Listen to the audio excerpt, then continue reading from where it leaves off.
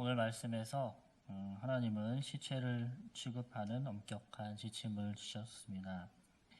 아마 이 당시에 고라의 반역 사건 때문에 죽은 자가 14,700명이나 되었기 때문에 많은 사람이 시신을 처리하기 위해 동원되었을 것입니다. 가데스 바네아에서는 정탐꾼들의 보고를 듣고는 많은 사람들이 가나안 땅을 정복하러 가지 않겠다고 하면서 여호와를 향하여 불평하고 원망했습니다. 이 사건으로 이스라엘은 40년 동안 광야에서 유랑하다가 죽을 것이라는 심판을 받았습니다. 따라서 이스라엘은 광야에서 사람들이 죽는 것을 자주 보았을 것이고 시신을 처리하는 것이 일상의 한 부분이었을 것입니다. 그런데 율법은 죽음을 부정한 것으로 여겼습니다. 왜냐하면 죽음은 죄의 결과로 온 것이기 때문입니다. 그래서 죽음은 부정한 것이고 영원한 생명이신 하나님과 반대되는 것입니다. 그래서 이 부정함이 하나님의 백성들과 성막으로까지 전염되는 것을 방지하기 위해 하나님께서는 백성들이 부정함을 씻도록 하셨습니다. 그래서 본문의 말씀은 시신으로 인해서 부정해진 사람은 정결 예식을 하도록 명령합니다. 그 규례를 살펴보면 사람의 시신을 만진 자는 7일 동안 부정합니다. 장막에서 사람이 죽었을 때 그 장막 안에 있던 사람이나 들어가는 사람도 7일 동안 부정합니다. 또한 들판에서 시신을 만졌거나 사람의 뼈나 무덤을 만졌을 경우에도 7일 동안 부정합니다. 심지어는 사람이 죽을 때 머물렀던 장막과 그 안에 있던 그릇 같은 집기들도 부정해졌습니다. 그들을 정결하기 위해서는 어제의 내용에서 살펴보았던 암송아지를 불태우고 남은 재를 사용합니다. 그 재로 부정을 씻는 물을 만들어서 그릇에 담고 정결한 자가 우슬초로 그 물을 부정한 자와 장막과 기구와 사람들에게 뿌립니다. 우슬초는 양념으로 사용하기도 했고 다발로 묶어서 의식적인 용도로 사용하기도 했습니다. 유월절 때 양의 피를 문지방에 바르는 일을 우리가 잘 알고 있습니다. 그 피를 바를 때 우슬초를 사용해서 우슬초에 피를 적셔서 발랐고 또 본문의 의식에서도 우슬초 묶음에 부정을 씻는 물을 적셔서 부정한 자에게 뿌리는 것을 볼 수 있습니다. 자, 이것이 죄와 부정함을 씻는 정결 의식이었습니다. 다윗은 밧세바를 범하고 나서 나단 선지자가 자신을 찾아옵니다. 그리고 그의 죄를 지적하자 그가 이렇게 회개합니다. 우슬초로 나를 정결하게 하소서. 내가 정하리이다. 나의 죄를 씻어주소서. 내가 눈보다 희리이다. 이처럼 우슬초는 정결의식을 행하는 데에 기묘하게 사용이 되었습니다. 그리고 물로 부정함을 정결하게 하며 죄를 씻는다는 사상은 에스겔 선지자의 말씀에서 더 확고하게 드러납니다. 에스겔 36장의 말씀을 보면 맑은 물을 너희에게 뿌려서 너희로 정결하게 하되 곧 너희 모든 더러운 것에서와 모든 우상 숭배에서 너희를 정결하게 할 것이며 또 새 영을 너희 속에 두고 새 마음을 너희에게 주되 너희 육신에서 굳은 마음을 제거하고 부드러운 마음을 줄 것이며 이렇게 말씀합니다. 맑은 물을 뿌려서 사람의 더러운 죄를 씻는다는 말씀을 합니다. 그 이후에 바로 새 영을 주어서 굳은 마음을 제거하고 부드러운 마음을 준다 말씀하는데 이 두 말씀은 병행하는 말씀입니다. 즉 물로 씻어서 죄인을 정결하게 하며 새 영이 굳은 마음을 제거해서 하나님의 법을 지키게 한다는 것입니다.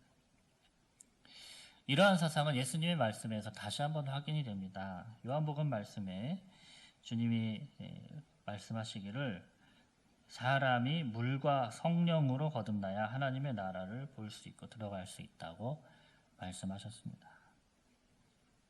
즉 물로 사람의 죄악이 씻겨지고 성령을 통해서 사람이 새롭게 된다는 것입니다. 이렇게 부정함이 씻겨야 하는 이유는 하나님 나라에 들어가는 사람은 죄가 없는 의인이어야 하기 때문입니다. 그런데 그 의인은 자신이 가지고 있는 스스로의 능력으로 되는 것이 아니라 물과 성령으로 위로부터 오는 능력으로 정결함을 받은 자가 의인이며 하나님 나라의 백성이 될 수 있다는 것입니다.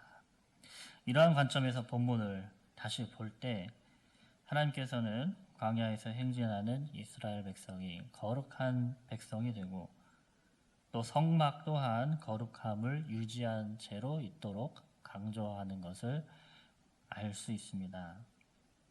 부정한 자는 성소에 나아갈 수 없으며 이스라엘의 공동체와 함께 머무를 수 없습니다.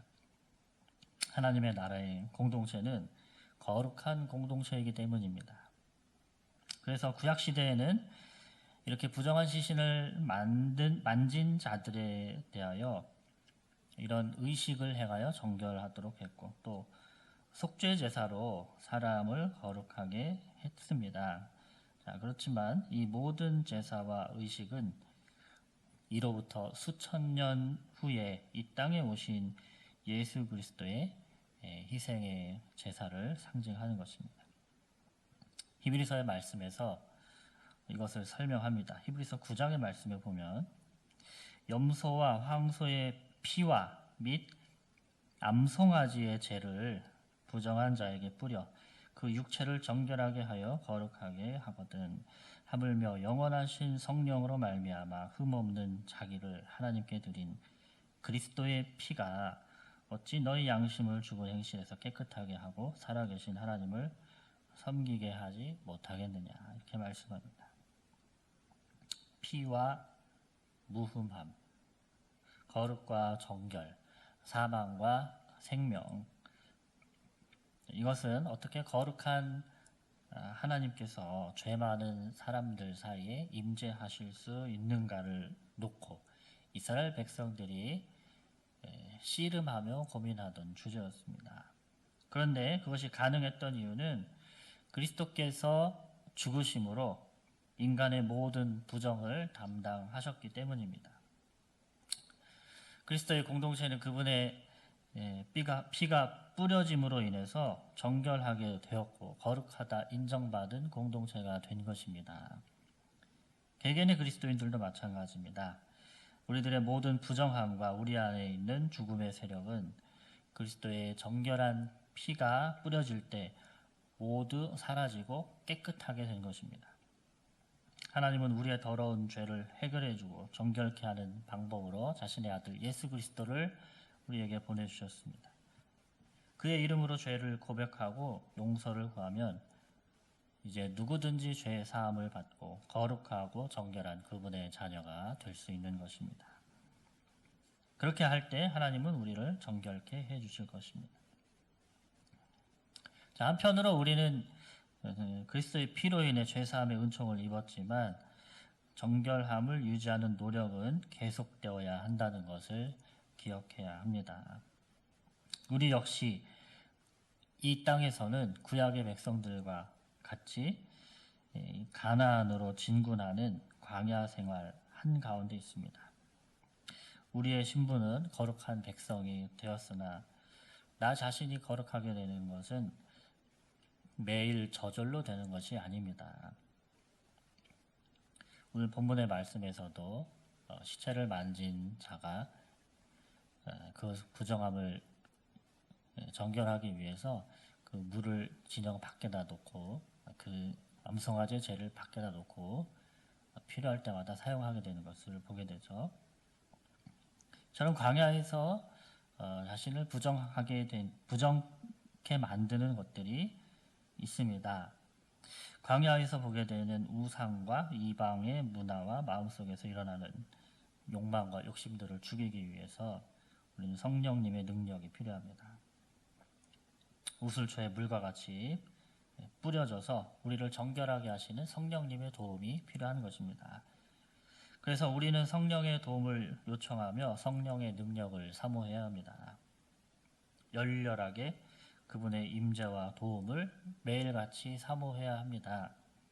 그렇게 해야 하는 이유는 성령님은 인격적인 분이시기 때문에 우리가 그분을 얼마나 사모하고 얼마만큼 도움을 구하는가에 따라서 그만큼 그분은 우리를 도와주시기 때문입니다. 죄와 죽음의 영향력은 가히 상상을 초월하는 전염성과 그리고 오염 능력이 있습니다. 그렇기 때문에 이스라엘 백성은 늘 진영안을 정결하게 하도록 노력해야 했습니다. 그와 같이 우리들도 자신을 정결하게, 공동체를 정결케 하는 노력이 필요한 것입니다.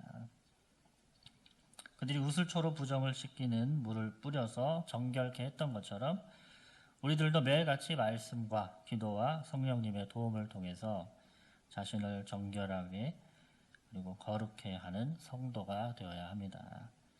그러므로 그렇게 함으로써 하나님의 거룩하심과 같이 우리들도 거룩하여져서 죽음의 부정함을 나 자신과 우리 가정과 교회 공동체에서 모두 제거하고 이 땅에서 거룩하게 하나님의 나라를 세워나가는 사명을 수행해 나가는 우리가 되기를 주님의 이름으로 축원합니다.